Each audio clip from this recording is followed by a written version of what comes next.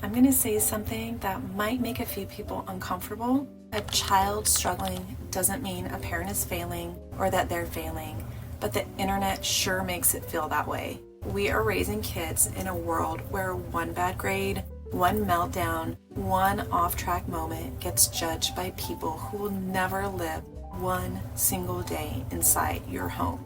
And yet, those voices are loud enough that even the most loving, intentional parent starts doubting themselves. Hi, I'm Catherine O'Brien. I'm a relationship therapist in Sacramento, California, and that's why I think this conversation is so important. Parenting today is like performing under a spotlight. Every decision feels visible, every outcome feels like a reflection of us, and every struggle feels like something the world is watching and scoring. We see kids online who look high achieving, organized, emotionally mature, well-rounded, brilliant, driven, and we immediately feel behind. We forget that every child is developing at their own pace and that growth is not linear or clean or equal across areas. Meanwhile, your child might be an extraordinary athlete who struggles academically, or they might be academically gifted but socially anxious. They might be creative, funny, emotionally intuitive, but overwhelmed by structure or executive function tasks. So instead of noticing all the places your kids shine, the world tends to amplify the places they don't. And that hurts. It hurts as a parent, it hurts for the child, and if we're not careful, we start believing that struggle means something is wrong with them, with us, or with our parenting. And if we believe that long enough, it shapes how we show up. So here's where the stakes get high.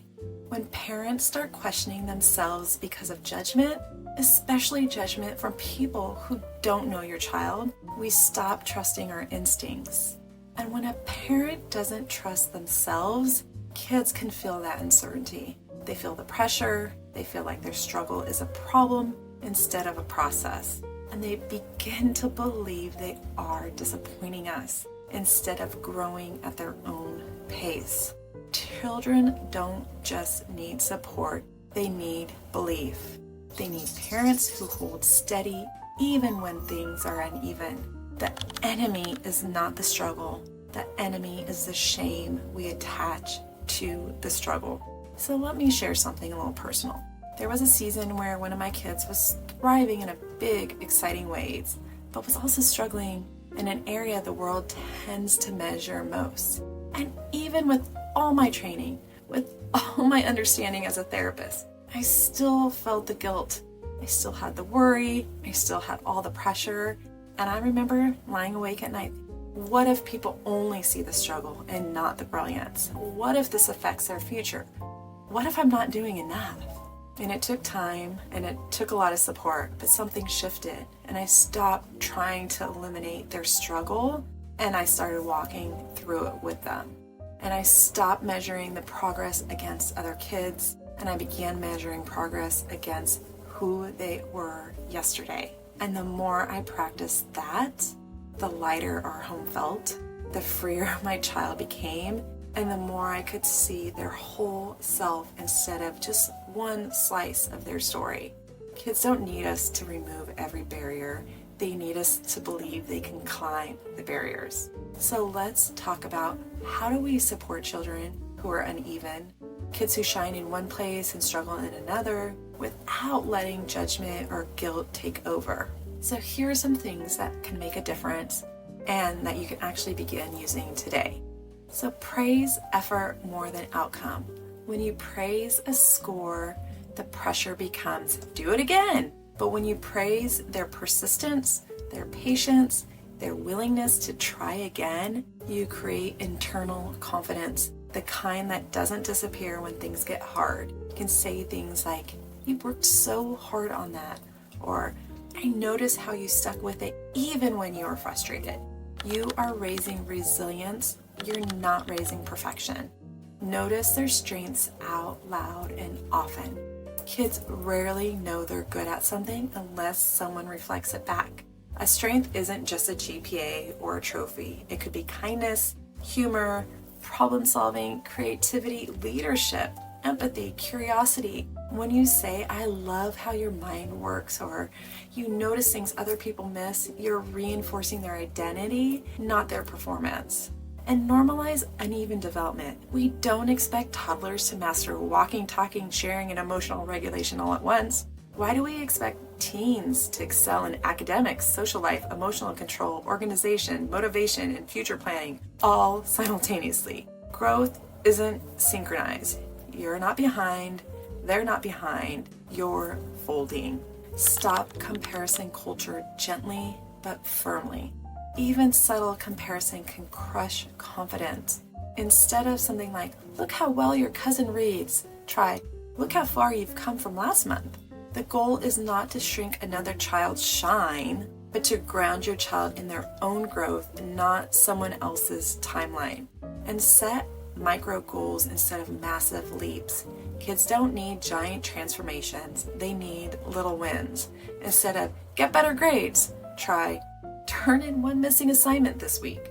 Instead of be more social, try say hi to one new person.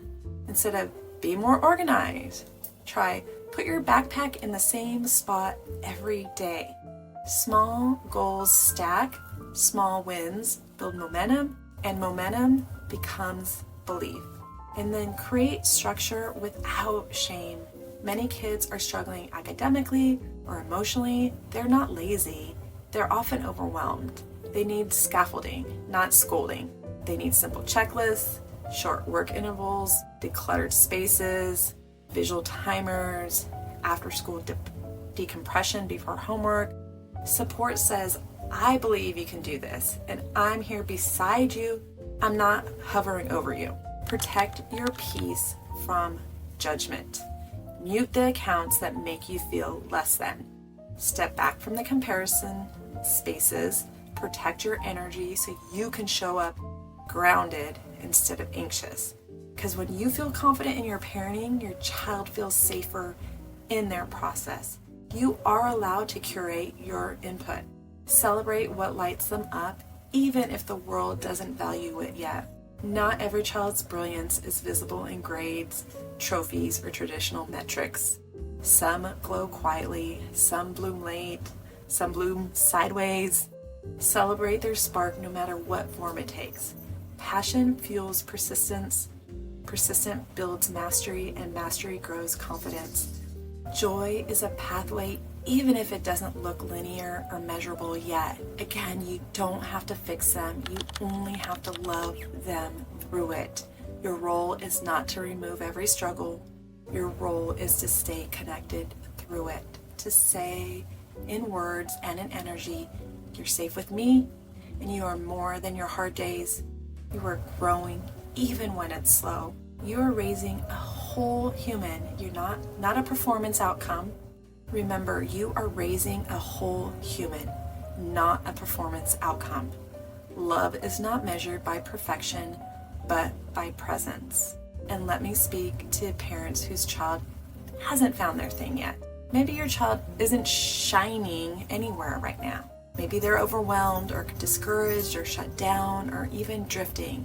That doesn't mean their spark isn't there. It means it hasn't caught fire yet. Some kids bloom at 8, some at 14, some at 28.